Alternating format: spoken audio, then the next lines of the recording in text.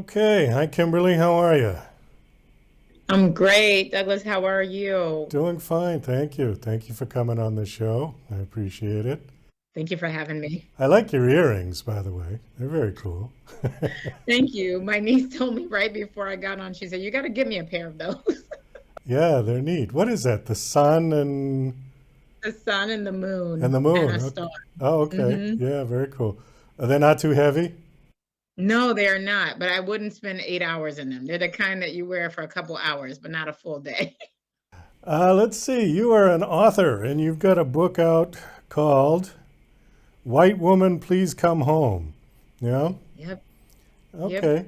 I'm looking at the top of your bio, and it said that you went to a seminar that the sort of the inspiration for this book was you went to a workshop or a seminar or something, and you left very angry and shaken, and this sort of inspired you to write the book. What was the workshop about?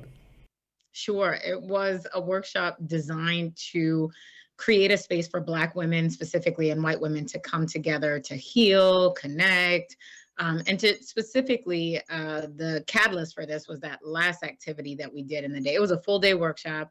And the last activity that we did was one where a Black woman would sit kind of knee to knee. This was pre COVID, of course, kind of sit knee to knee, excuse me, and share a truth with a white woman, and after sharing the truth, to say, and I hadn't told you previously because, and to give a reason. And I would say many of the Black women said, I didn't tell you because I didn't think you cared. And then excuse me, most of the white women responded like, wait, how could I not care if I didn't even know? I didn't know. And so many of them said that I feel like my soul was set on fire, honestly. And because I wonder, how could you not know if these things are all over the news, all over social media, in magazines and newspapers? How could you not know? Online articles. So I was pretty angry. Can you give me an example of what they didn't know? Sure. I can give you an example that one woman shared. Oh goodness, I feel myself getting a little bit emotional. But she said, hi, my name is so and so, and I didn't tell you that when you approach me on the sidewalk and you don't move to share the space on the sidewalk, that I feel rage. Why is it always me that has to step to the side on the sidewalk for you? And the white woman responded, wait a minute, this is about the, it was kind of like, wait a minute, this is about a sidewalk? Wait, what? And I just remember feeling like, wait, what do you mean you don't know that you take up the whole sidewalk? What do you mean?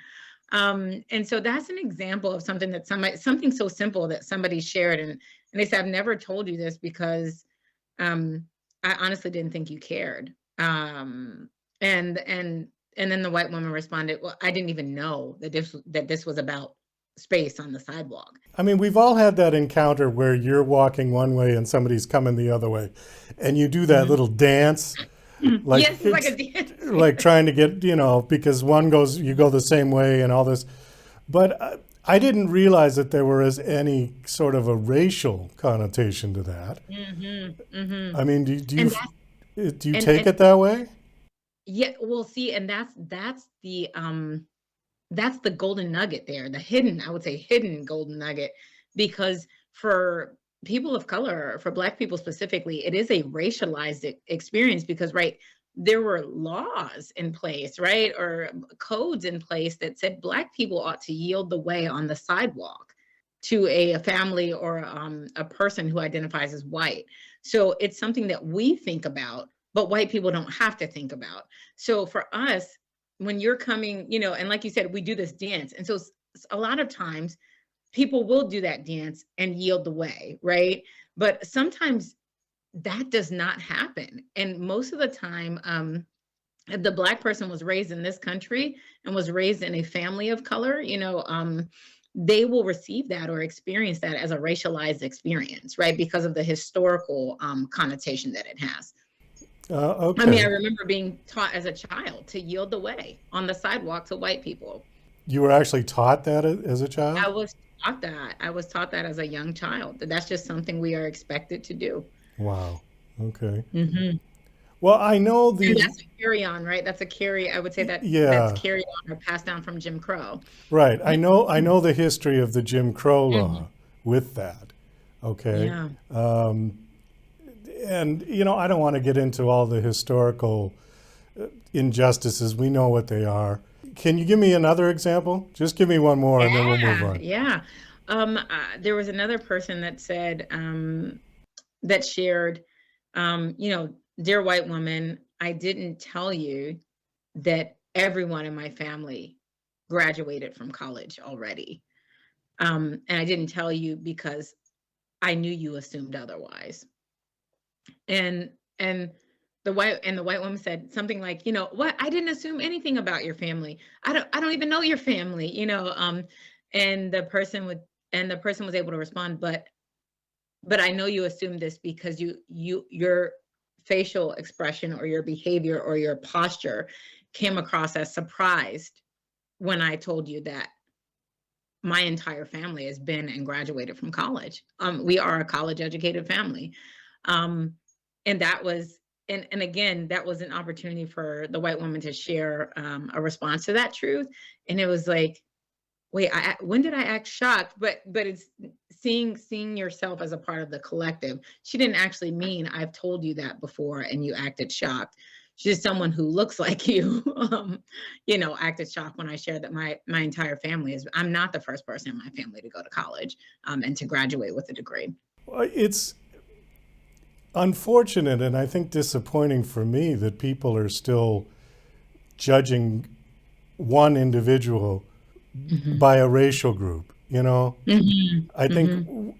it's we have become very hypersensitive in this country, and Yes. I think that when you start looking at the entire world through the lens of race, Hmm. it can be problematic. Hmm. Hmm. You know, And unfortunate. yeah. I mean, it is unfortunate. Okay, Hmm. so in your book, what is the point? What are you trying to get across to people? Is the book specifically geared to white women, or is it for You everyone? know, I will tell you, Douglas, when I sat down to write it, again, I was coming from that workshop that was specifically between Black women and white women. And so I wrote it with white women in mind, but women of color have read the book. People of other genders, men and people have read the book and said, this book was written for me. I even kind of panicked, I would say, Douglas, in the production process. And I met with my editor and I said, oh my goodness, a man just read my book and said the book was written for him, but I didn't read with that I didn't write with that lens in the process. And she said that's okay, you know relax, you have a primary audience and then everyone else is secondary. And so I think white women were my primary audience, but this book has landed in the hands of people of all racial backgrounds and genders, and they felt like the book was written for them. Well, that's great. I mean, you've obviously touched a nerve with a lot of people, and that's what you want to do when you write a book. Yes. That's absolutely it. So, what's the takeaway then? I will share with you that the takeaway, I will share with you the intent. The takeaway for white women is these cross-racial relationships, cross-racial bonds and sisterhoods. That's what I was going for with this book. Is not as difficult as it seems. With a few easy steps, it's not as difficult as it seems. For women of color, the takeaway is, wow, I feel validated, I feel seen, I feel heard. I just had a woman reach out to me a couple days ago on LinkedIn and say, "Oh my goodness, with this letter, that a particular letter in your book, I really felt seen and validated." The takeaway for, and I'll just give you the feedback that a man recently gave me that read my book. He said, "You know what? I'm questioning some of the behaviors and the interactions that I have had with women of color, and I'm wondering if I need to shift my own behaviors to do better in uplifting and supporting women, especially women of color." So, the book is just to give people an idea of how it's put together. It's you wrote 40 letters, fictional letters. Uh, The letters, yep. yeah, go Hmm. ahead. Go ahead. Explain that a little bit. Yeah. Yeah, so the book is a book of 40 letters, and it's written to a fictional missing white woman. The premise is that, as children, we were sisters, and then someone stole you away from the family. And while you've been gone, so much has happened. You've learned different habits, different ways of living, and different ways of seeing me, your sister. And so the book chronicles the search for this missing white woman. And there are three different kinds of letters in the book. One is a letter of mistaken identity. Hey, I was out today at the park and I was pretty sure that I saw you. I knew it was you because the tone of your voice, there was just something familiar in that tone. I knew it was you until, and then you insert something that was said or done is, okay, that was mistaken identity. It wasn't you. And I knew it wasn't you because no sister of mine would say or do something like that, right? That's one type of letter. The second type of letter is, here's something that's happened while you've been away. And so a good example of that is my father's passing. The death of my dad is something that is shared in the book. The third type of letter is just getting to know the author. I think some of my favorite books are the books where I felt like by the end of the book, I thought the author was one of my best friends. And I felt like I had a chance to get to know the author. So those are the three types of letters. And the most important part of this, Douglas, is that all of the stories in these letters are true stories. The premise of the book is fiction, right? My parents didn't birth or adopt a white woman, right? Both of my parents are African American, but the stories in the letters are true stories. Well, we do have to kind of wind this down a little bit. My guest is Kimberlee Williams. Your book is called White Woman, Please Come Home. Yep, How long is the book? Dear White Woman. Oh, Dear White Woman, Please Come Home. I'm sorry. How long has the book been out? Just over, you know what, in a week and a half, it'll be about 2 months that it's been out, just under 2 months. Okay. And I know you said you got some great responses to it. So it is available everywhere, Amazon and. Everywhere books are sold, Amazon, Barnes and Noble. We have local bookstores that are selling it. So it's everywhere books are sold, you'll be able to find it. And if it's not on the shelf in the store, they can order it for you. Okay. Do you have a website that you want to give out? Sure. You can definitely follow me on social media at Kimberlee Yolanda Williams, and our website where you can find out more about the book and upcoming speaking engagements or past opportunities is engagingacrossdifference.com. Engaging across differences. Differences? Yeah. Singular difference. Engagingacrossdifference.com. Difference.com. Mm-hmm. Okay, great.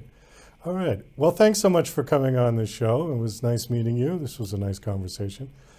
Best of luck with the book. You said speaking. Are you doing speaking tours about the book? Yes. So there's a workshop that comes. So I give presentations and workshops all the time because I've been consulting for quite a few years. But the most recent workshop that's been added is the workshop that's tied directly to the book. And so we've been brought in to give presentations or workshops or keynotes. And now we've added to our I would say our lineup, the workshop that's tied directly to the book. Oh, that's great. That's super. All right.